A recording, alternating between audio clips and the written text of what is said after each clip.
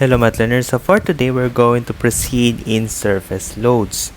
Okay, so done na tayo sa continuation ng lesson natin, which is yung ating 3D forces, equilibrium, and we're going to proceed in surface loads. So this lesson is already beyond in our physics curriculum. Instead, this is part, or we're just entering the journey of engineering. So for those civil engineering or other engineering, this includes in the subject of engineering mechanics or statics of rigid bodies, or on the other hand, for the continuation, it also includes in mechanics of deformable bodies, or what also called strength of materials. Okay, for more information about this lesson, watch this video till the end. So let us start. Okay, in surface loads, in physics, surface loads refers to a force, moment, or torque, mass, temperature effect, or imposed deformation applied to a surface, often used in structural analysis and simulations to model distributed load over an area. So for more explanation, in distributed loads are type of distributed load, meaning they are applied over a surface area rather than concentrated on a single point. Ano natin ibang terminologies dyan? Examples, the load can represent a weight of the floor, the pressure exerted by a fluid, or a thermal expansion of a material. Okay, if we're going to draw, so let's just say we have here a rigid body or a beam. So this is what we call, this part is what we call the, let's just, iyan sa P. It's called point load. Pero, kapag yung isang load, most likely ang unit nito is Newton or kilonewton, di ba? Ito po yung itsura ng distributed load. Which is, kung sabihin natin, i-note natin siya W, which ang unit niya is Newton per meter. Siyempre may measure yung ano na yan. Okay? Itong load na to, pwede rin siyang nakaganyan. Pwede rin siyang triangular. Pwede rin naman siyang trapezoidal.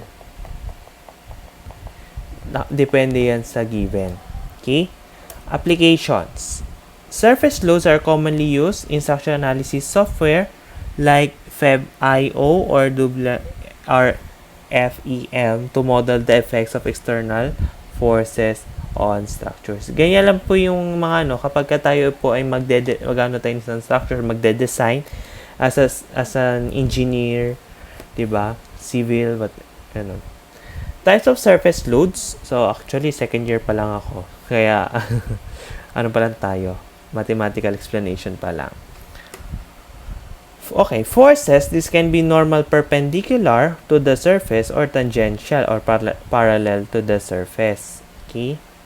Pag sabi natin perpendicular, nakaganyan siya, which is yung form is we have 90 degrees here, or let's just say perpendicular, tangential or parallel. Okay? Moments can represent rotational force. Part lang po yan. Ito yun. Meron tayo dito. Yan, surface loads yan. Yung moment natin dito, pagka tayo ay, yan, nagkakaroon siya ng rotation. Mass. Distributed mass, such as the weight of the floor, can be modeled as a surface load. Temperature effects, imposed deformation. Siyempre, kapag napapasobrang force, kaya natin dinidiscuss ng static equilibrium, it is because kapag tayo ay hindi tama yung force na sagot natin dito, ay may tendency na masisira ang isang structure. Kaya meron mga naguguho, especially kung napanood nyo yung sa nasirang bridge, yung Santa Isabela. Yun, dahil po sa mga kakulangan sa loads. Ganun. Okay. Surface loads in resultant force. So, let's just say may tayong beam dyan, point A at point B. Okay? Ito yung tinatawag natin point load. At ito yung length ng beam natin.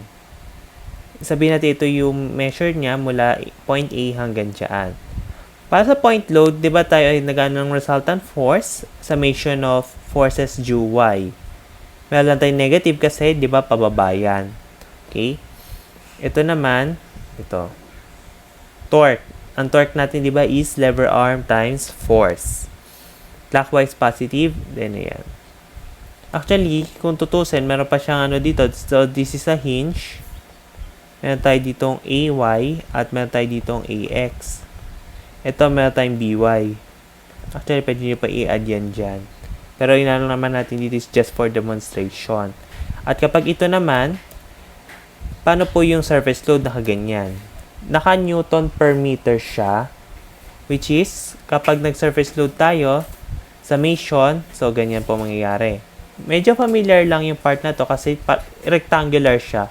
Isipin nyo, ito yung length, ito yung width. So, ito lang yon. Since negative siya since pababa. Ganun po. Yan po lang po yung nirecap natin. Okay? Yan o. Ganyan lang po siya dinemonstrate. Next, pag nagtotorque tayo or moment, centroid times area tayo. Yung centroid, sabihin yung gitna niya. Okay? Ito yung magiging equivalent niya. At yung kanyang lever arm, is your centroid. Centroid ng isang rectangle is 1/2 times the length of this. Okay? Yan po ang mangyayari kapag tayo ay nag-torque. Since clockwise siya, pag niya clockwise, positive. Okay, gawin natin kapag may numbers na. Okay, so para sa mga confusions natin, iano natin kung ano ba yung mga itsura ulit ng support. So, nakita nyo, pagka pin support or hinge, dalawa ang reaction yan. May pataas, may taas baba, may kaliwat kanan. Kapag roller or yung gulong lang, kung makikita nyo, kahit ito, yung triangle, may nakita kang triangle at may bilog at may gulong, isang reaction lang yan. Sa precast, ito yung na-apply siya sa isang structure. Diba? Pag ano yung konti, saka yung beam, ito po yung isang ano lang. Ito, meron siya ditong ganyan, saka ganito. Unlike, pag ito naman naka-flat na nakaganyan, that is a fixed support, ito yon. May rotation na siya, or torque or moment. Which is yung nabanggit ko pala nung solve problem number 10, yung sa support ito. Ayan. Ito na lang. Diba nagkaroon siya ng reaction dito? Isang reaction lang siya, which is yung roller, saka ito yon. Roller support lang itong dalawa. Okay? So, nakalimutan ko lang i-clarify nung last video ko. Okay, so let us proceed. Yung solve problem number 11, ito. AB, ito, 15 Newton. Meron tayong 7 dyan at 4 dito. Okay? Point load, meron tayong dito at ito. Meron tayong negative 15 Newton. Next, ito naman, ganun lang din, 4 times 50, ito yun. In-apply lang din natin mga natutunan natin to sa nakarang slide ko. Ayan lang po. Para sa surface load, 7 times 50 lang yan. Then, meron tayo 350. Ayan lang yun. Okay? Para sa iwas confusions. Next, torque at A. Ayan lang yun. Then, kalahati ng 7 is we have 3.5. 3.5 times 350 is we have 1,225 Newton meter. Okay. Dali lang, no? So, ganyan lang po itatandaan natin sa mga centroid. Okay? So, kaya natin na prerequisite yung basic calculus kasi may ganyan yun kung natatandaan natin. Meron, actually, hindi ko pa na-discuss. Pero di-discuss ko to sa TikTok na lang. Okay. Isa centroid ng rectangle, ito lang yun, yung kalahati. Ito naman, meron tayong 1/3, 2/3 siya. Okay? Then, so on and so forth. Marami yan. Actually, ito lang yung main, nyo lang, yung square or yung quadrilateral and triangular. Okay? Okay, so resultant, ganyan lang po yung ginagawa natin kapag tayo ay nagano ng centroid. Halimbawa, ito. Yung centroid dyan, yung yung force niya dito is ito, saka ito, times nyo. To get the centroid, ito lang kalahati. Next, sa triangle naman, ito naman, no? May 2/3 ka dyan, may 1/3 ka dito. Kapag nakakuha ka ng trapezoidal, is either mo to, yung size nito, saka size nito. Diba, ang area ng trapezoid,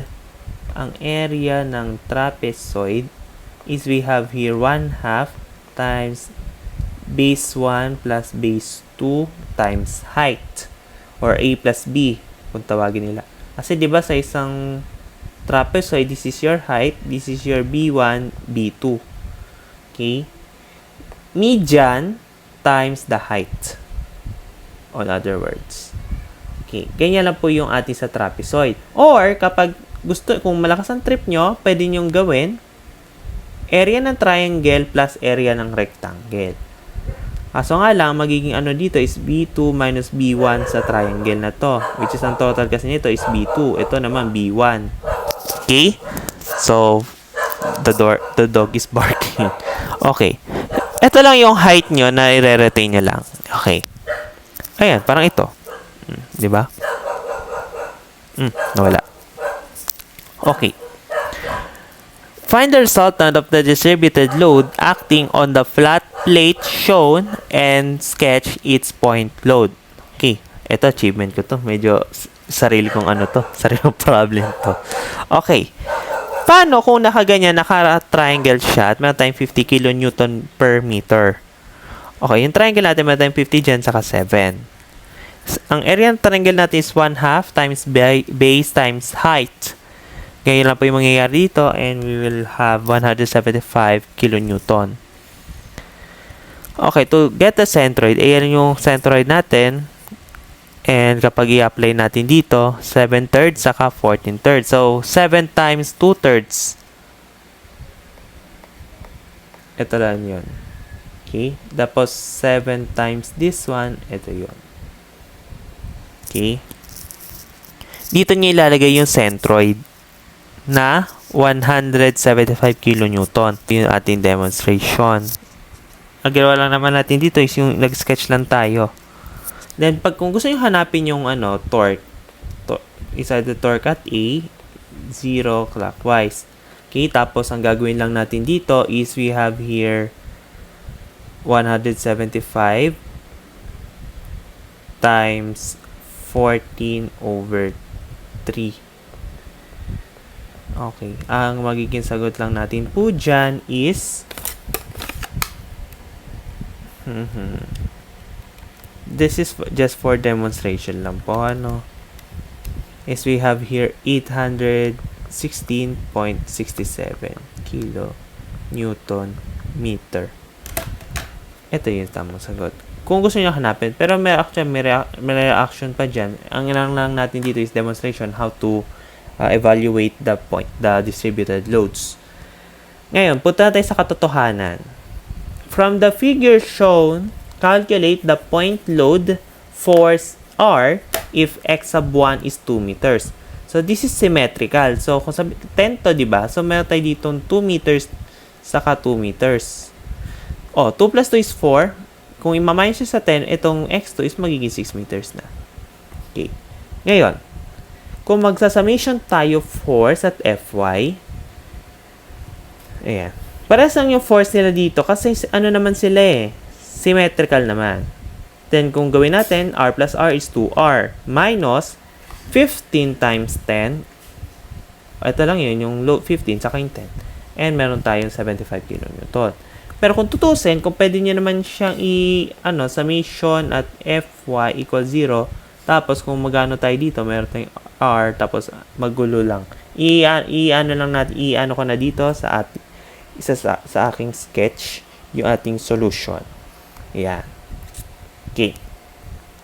Alternative yun. Okay. Since baka may mabasa na akong comment na puro na lang tayo Caltech about sa mga gantong equilibrium. Kung kaya ba natin siya i-solve ng walang Caltech? Let's see this one. Kasi meron dito, hindi natin ma-apply yung Caltech dyan. Ma-apply kaso, matrabaho talaga. Mas lalong makakalito. The frame shown is pin connected at joints A, B, D, and E. The frame is subjected to a uniform distributed load of 200 Newton per meter from A to B, neglecting the weight of the frame. Compute the tension in cable CD. Compute the reaction at E. Compute the reaction at F. How are we going to evaluate them? Okay. At AB, ito yung kuhanin natin.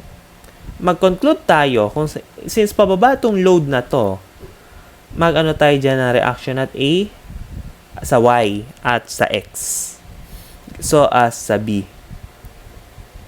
Okay? Hinahanap natin dito yung tension sa CD, pero isa-isahin natin sila.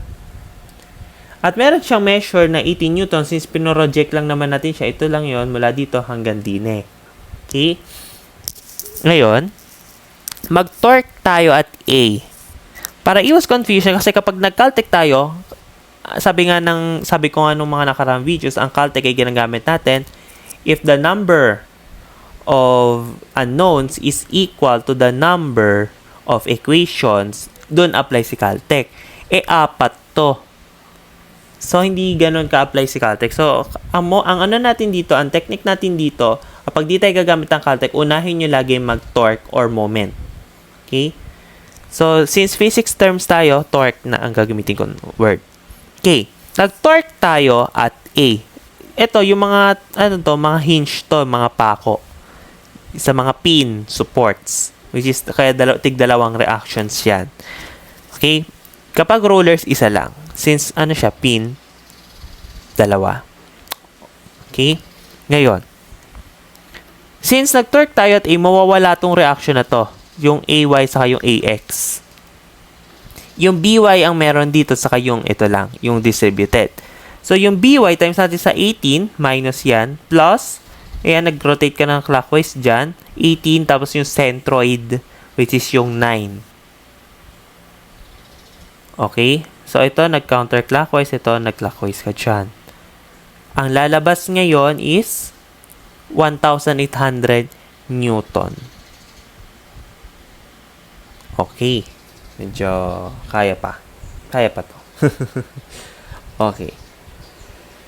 Since meron na tayong 1,800, ilagay na natin dito para less confusions kung saan natin yan. And ito na yon. So AY plus 1,800 minus 200 times 18. Ang lalabas is we have 1,800 pa din. Actually, this is symmetrical. Yung ginawa natin yung sa R. Ito pwede yung gawin 2R yan. Pero para less confusions, pwede nyo rin to kung nalilito kayo. Diba? Kung mukha naman siya symmetrical, diba? Pwede nyo magdalawang R, isang variable. Gawin isang variable. Isa lang naman kasi ang lalabas. Okay, at BE. Asan yung BE natin? Ito, saka ito. Ayan. Ngayon, may rules tayo dito, di ba, sa method of joints, saka sa method of section. Di ba, sa isang force, kung babalikan natin. Okay, mamaya natin balikan yung reaction dito. So, B. Ngayon, kung meron papunta dito, kapag ngayon dito, sa isang hati na to, meron ka dito, yung pataas, meron kang pababa. Which is, ito lang naman din yung nakuha natin. At meron din tayong BX. Okay? Yung BX naman, hindi natin sinolve to kasi magiging AX minus BX yan. I-hold nyo pa yan. Okay? So, meron tayong BY dito. At meron tayo dito tension CD. At meron tayo ditong EY at EX. Okay? Okay, tansyahan lang naman to yung kung saan siya papunta. Kasi magne-negative naman niya kung mali yung inyong conclusion of directions. Okay. Project ko lang to para less confusions tayo. So, we have 9 meters here. Okay? Summation of forces at Y, ito lang naman at same lang din ang makukuha natin dito. Okay? Ito lang naman yun. Saka ito. Next. Torque at B, ayan. Para mawala yung reaction nito. Pero parang alanganin, Okay. Yung torque at B, meron tayong times 9 dito. Yung tension CD, clockwise yan, minus ito, minus, asan yung ito, 12 yon. So, magkakaroon tayo dyan ng, rotations. Dalawang unknown dito, so we have to hold this equation. Tabi natin yan, store natin yan. E di yan na, nakuha na natin sa BE itong equation na to. Ngayon, nakapaghati na tayo dito at dito. Pwede natin consider yung buo. Yung buong structure. So, meron ka ditong FY, meron kang FX. Meron kang EY dito na 1,800 Newton at meron ka ditong EX. Kapag nag-torque tayo at F, makukuha natin ito. Yung EX ang makukuha natin dito. Ito, yung E, may 6 ka dito mula dito hanggang dine. Clockwise. Minus. Ito, 18 plus 12. Nag-ano ka dyan counterclockwise, you have 30. Plus, yung 200 times 18, meron kang centroid dyan kapag nag-rotate ka clockwise. Okay? Ngayon, meron ka dyan 3,600. Ngayon, makukuha mo si 3,600, pwede mo na siyang i-substitute doon. Okay? Pero, ngayon, try naman natin summation of y. Tingnan natin kung may makukuha pa tayo. Fy, meron ka dito, yung 1,800, ito, minus ito, at meron ka makukuha sa Fy na 1,800. Ayan. Meron tayong Fx, pwede natin ito, kasi nakuha natin si Ex. Ito na may makukuha natin. Ngayon dito may store ka na. Substitute natin yung Ex dito. Dito na yon, di ba? Konti na lang. At meron tayong makukuha 7,200 Newton. Yon, di ba? Galing. Meron tayong unang sagot. Kasi compute the tension in cable CD. Meron tayong nakuha dyan. Next, ang hinahanap naman natin dito is yung reaction at E at F. Ang reaction natin dito is dapat isang sagot lang yan. Meron naman na tayong dalawang reaction dito. So, we're referring to the resultant reaction. Total reaction. Gamit tayo ng Pythagorean theorem. Okay? Which is, yan. Magagamit natin si 3,600 saka si 1,800. Nasaan yun? Yung ito, saka ito. At ang sagot ay, makuha natin, meron tayong 4,024.922 Newton. Next, ito naman, ganun lang din, same lang given. So, ganun lang din yung sagot. So, labelan na natin, yan yung mga sagot sa mga bawat question na nandito. Diba? Dali-dali lang. Galing. Okay. Kapag mga ganito, meron tayong isa pang hindi na-check. Which is gagamitin natin ngayon kung tama ba itong pinagsasagot nating tatlo na to. Na-consider natin to saka ito, saka yung buo. Try natin kuhanin to just for checking. Ayan, kuhanin natin yan. Tanda mo, may reaction ka dito, kagaya na nakuha natin kanina. Ito, saka ito. Wala kang EX dyan. Ito. Okay? Ngayon, diba ito nag-0? Okay. Next. Ito naman. Ito, nag-symmetry. Which is, kapag tinry naman natin, kung babalikan natin yung part ni AB, halimbawa yung kay AB, kung babalikan natin yung part ni AB, ayan, 200, saka yun, di ba, meron kang AX dyan, saka BX. Kung ano yung value ni AX, nakuha natin, di ba, yung kanina, ayan, yung 3,600, ganun din na makuha mo kay B. Okay? Hindi ganun din si B, di magsi-0 din yan. Ganun. Di ba? Ang dali-dali lang, no? Ganyan lang po yung sa pagano natin. So, kung babalikan natin kanina, kung ano yung pinagagawa sa mga iba't ibang reaction, ayan. So, ito lang yung reaction natin kanina dito, di ba? Ito, balikan natin. Mas perfect. Ayan. Di ba kung meron dito, saka ito. Kung babalikan natin yung diniscuss ko a long time ago, ito yon yung reaction. Yung loob ng reaction niya, kung kapag hinati nyo, kapag hinati nyo yan kasi, ayan. Halimbawa, itong reaction na to, so may internal force ka dyan, ito yung lalabas yung internal force. So, as this one, kapag ito yon saka yan. Ganun lang po yung nangyari. Kaya na sa method of joints, no? May internal reaction ka per length dyan. Ayan. Ito, gaya na ito. Hinati ko to, ito yun. Okay, so, Hopefully, may natutunan tayo for today. So, dahil afterwards, ay magpo-proceed na tayo sa ating shear and moment diagram. Diba? Ito, and this lesson is also most requested to me by a classmates of mine, which is this one, shear and moment diagram, which is dinidiscuss na rin sa amin ngayon to. Okay, so hopefully, nag-enjoy tayo for today's lesson. And huwag kayo magsasawa sa panonood ng ating video kahit pahirap ng pahirap ang ating topic kasi nagsimula ka pa nga naman ng basics yung mga math lang. Ngayon nag-physics na tayo, nag-engineering mechanics na tayo dito. So, that's all for now. Thanks for watching and see you in my next video.